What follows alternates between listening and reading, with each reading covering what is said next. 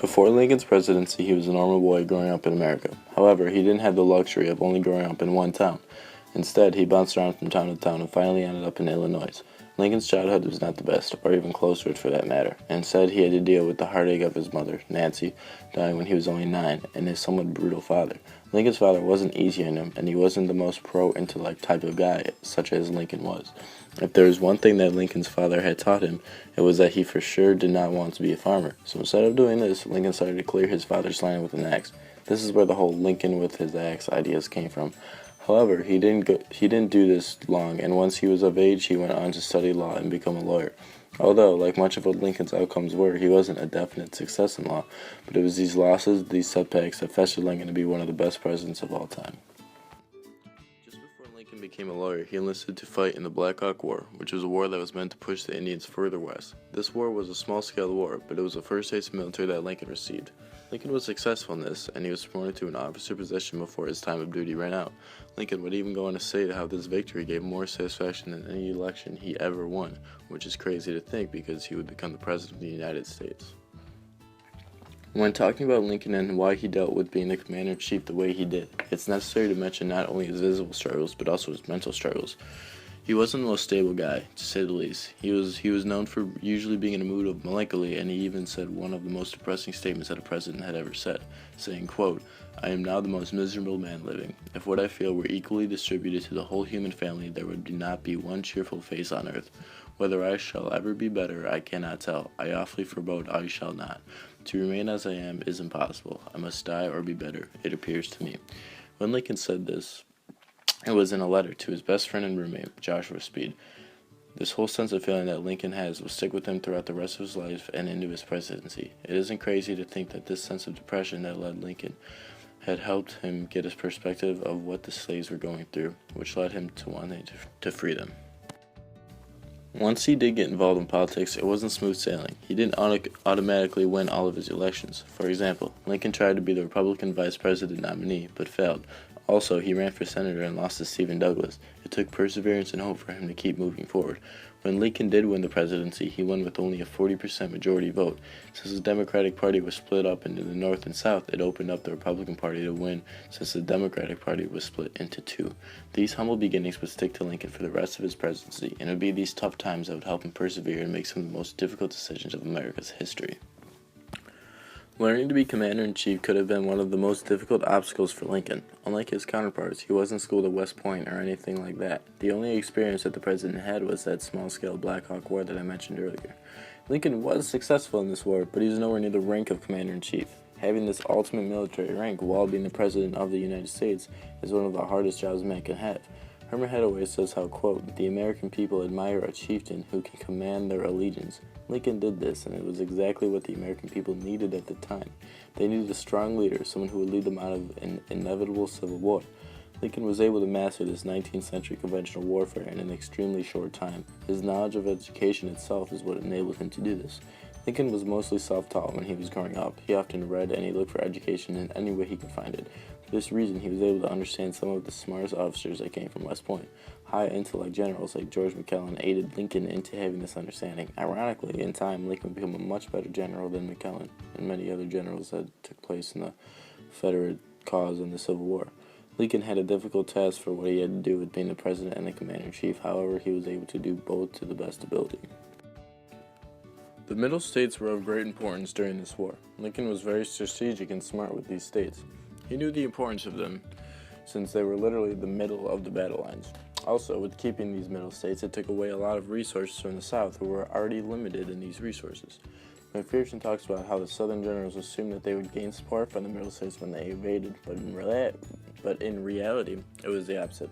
Since Lincoln was wise and allowed the middle states to have slavery throughout this war, he was able to have this advantage. Instead of gaining momentum, it was actually the North that gained momentum when the South invaded the war. By the South invading, it made the war real for the Northerners. This concept allowed the North to become much more motivated in these battles. Lincoln himself actually never freed the slaves in the Middle States. It was those states that would eventually free the slaves almost 2 years after the Emancipation Proclamation.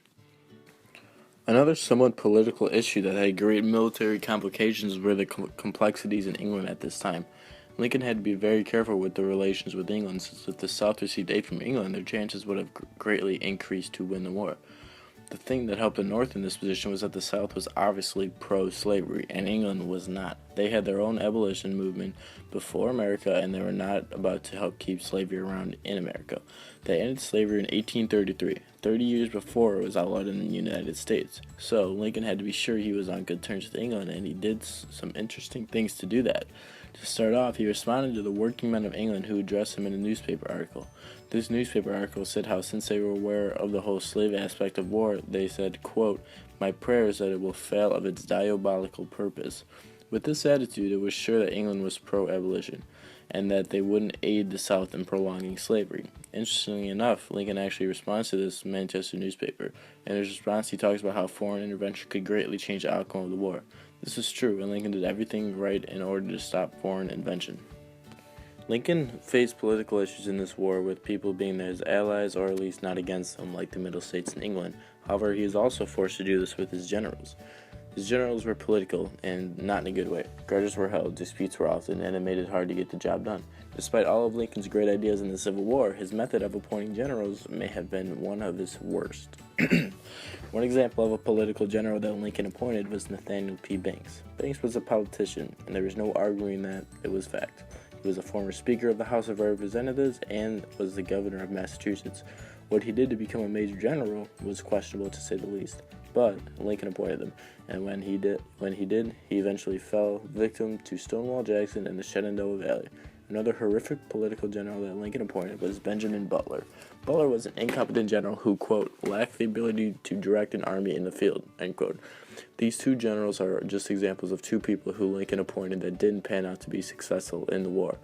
Political generals were also negative, since there are always two sides in politics, and some generals were on the other side.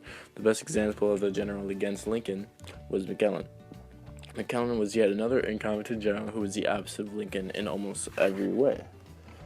His schooling was the opposite. He graduated at West Point and second in his class. His military ideals were different. He was one of the most conservative, passive generals of this time period. And, of course, his political ideas were opposite of Lincoln, with him being a Democrat.